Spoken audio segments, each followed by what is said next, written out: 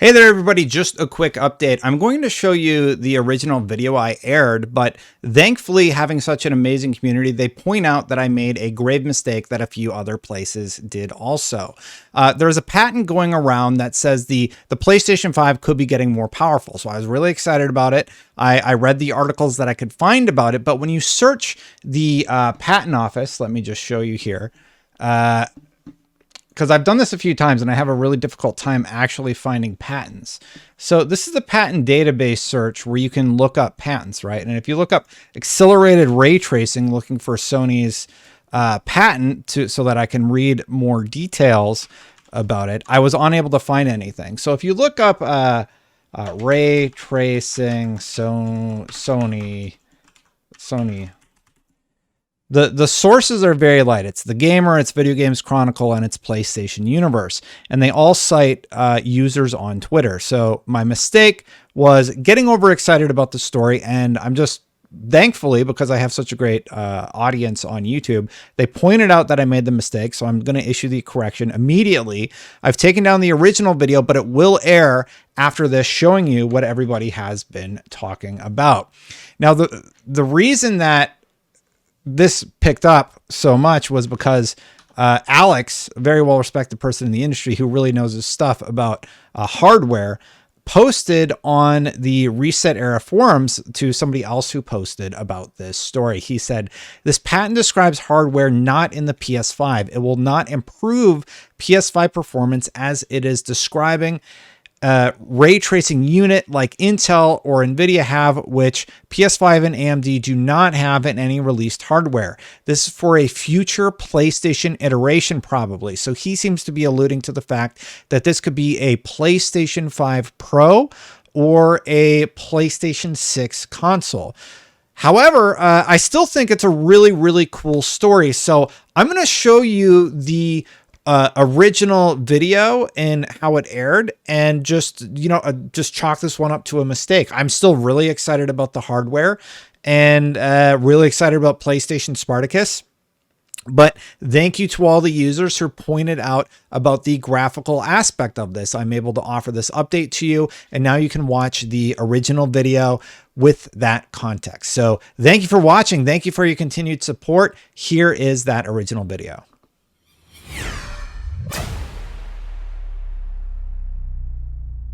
Not only could your PlayStation 5 console become more powerful very soon, but Spartacus could be revealed any day now. And we have some updates from Jeff Grubb, who says that it's going to launch soon, and he has some more details about the different tiers and what you get. Let's dive right in.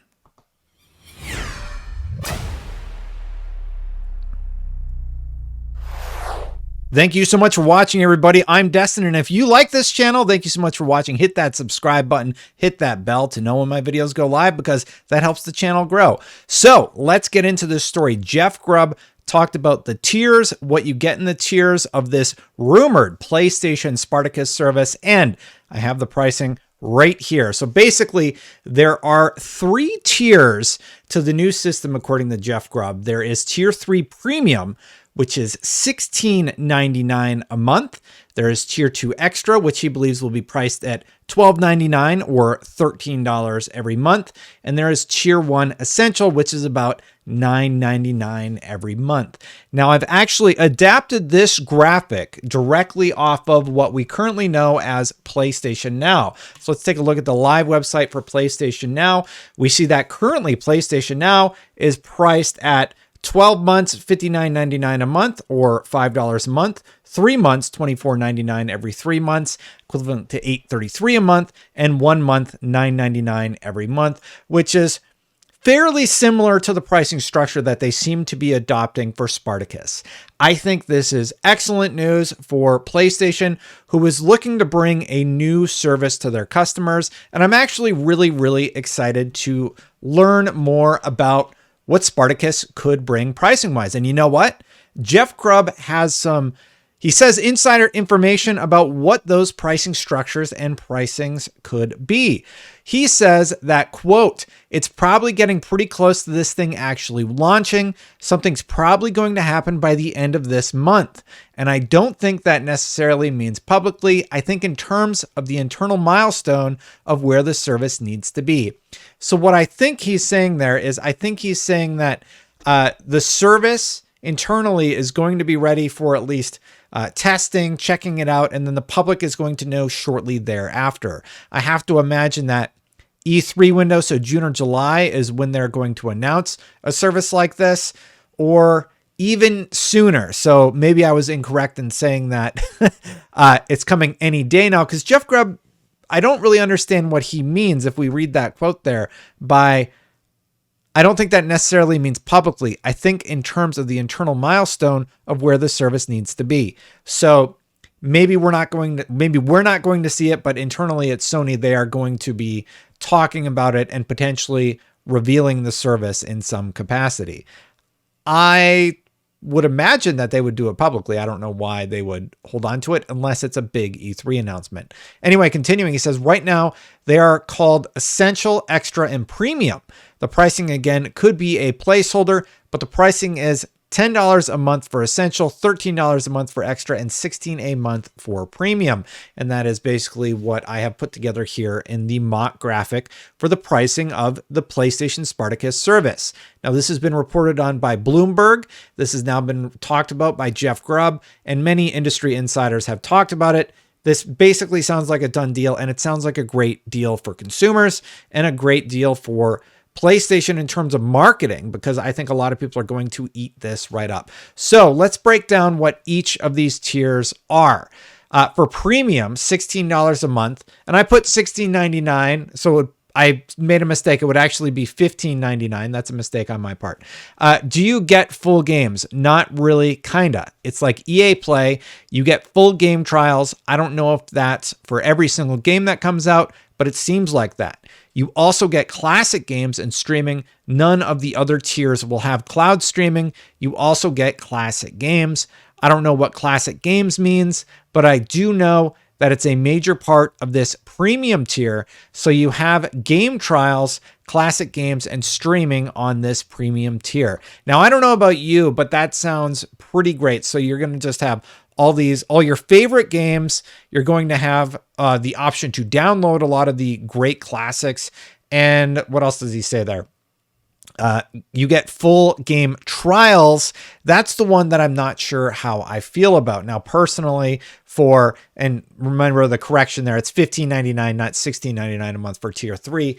I think the pricing is perfect.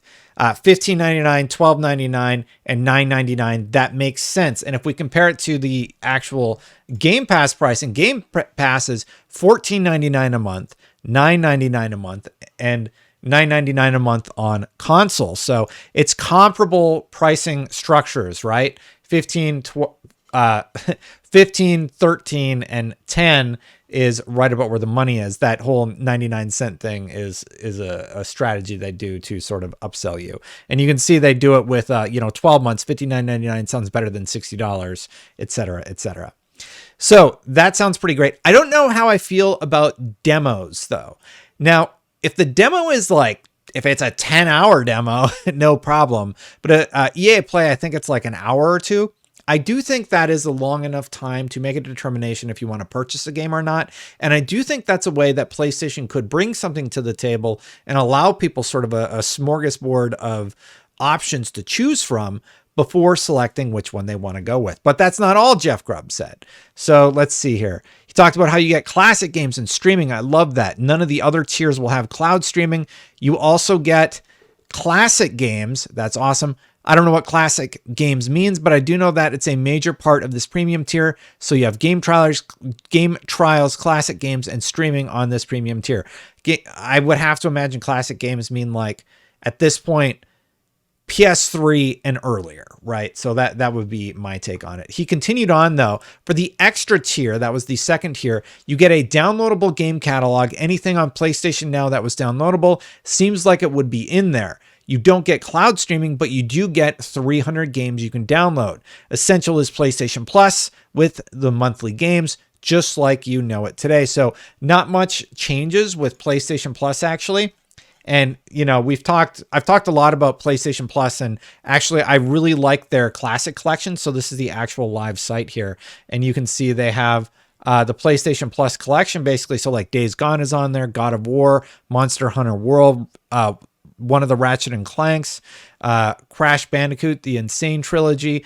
All of those are really, really good titles. I actually really like what they do with PlayStation Plus. They just have this great catalog of their biggest hits tied in with it. I think PlayStation Plus is a solid service. PlayStation Now, not so much. And he actually brings up the fact that you can only download games. Now, they have a massive library of PlayStation 3 games, but they're only streamable. And that's why a lot of people are a little bit sour on PlayStation Now. And also, a lot of the games have been out for a significant period of time.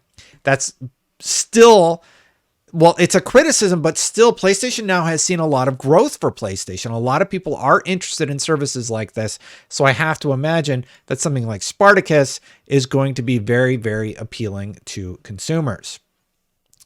So I really, really like that. And then in that final quote, he said, basically, Essential is PlayStation Plus with the monthly games, just like you know it today. So basically, they're just rebranding PlayStation Plus potentially with that. But yeah, so you just get access to the classic games, and your PlayStation Plus must be converted or something to that tier 1 Essential. It just kind of comes as part of your package. I have to imagine, though, that there is something in there that he has not heard about yet.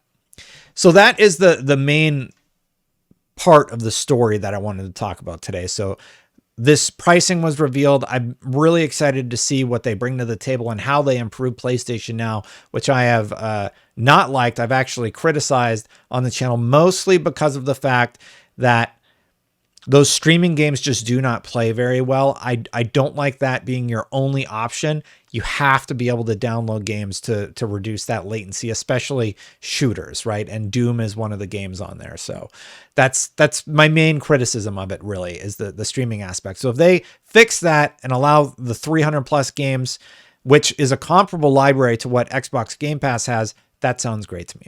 There was one other story, though, that I actually looped into this one. PlayStation could be getting more power soon, and that is coming from Zubitech, who said that PlayStation filed yet another patent.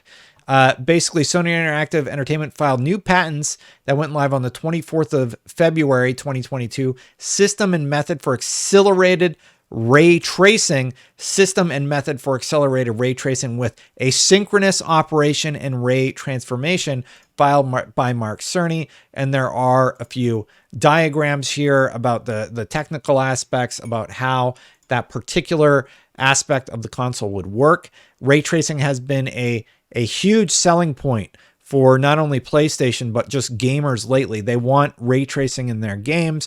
And I did a story about how Xbox is working to improve all of their systems, including Nanite and Unreal Engine 5 and etc., using something called VRS 2.0, which is launching soon. And a lot of you seemed really, really excited about that. So PlayStation is focusing in on ray tracing, it seems, and offering more power on the PlayStation 5 with a new thing called accelerated ray tracing. Now, maybe that just means they figured out a way to reduce the amount of taxation that ray tracing has on the PlayStation 5 console. Ray tracing is a very expensive polish that you can do to your games.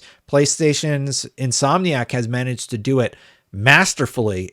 They just do such an amazing job with it. So I'm excited to see what Cerny has whipped up here, and hopefully that means more gorgeous looking games on PlayStation 5.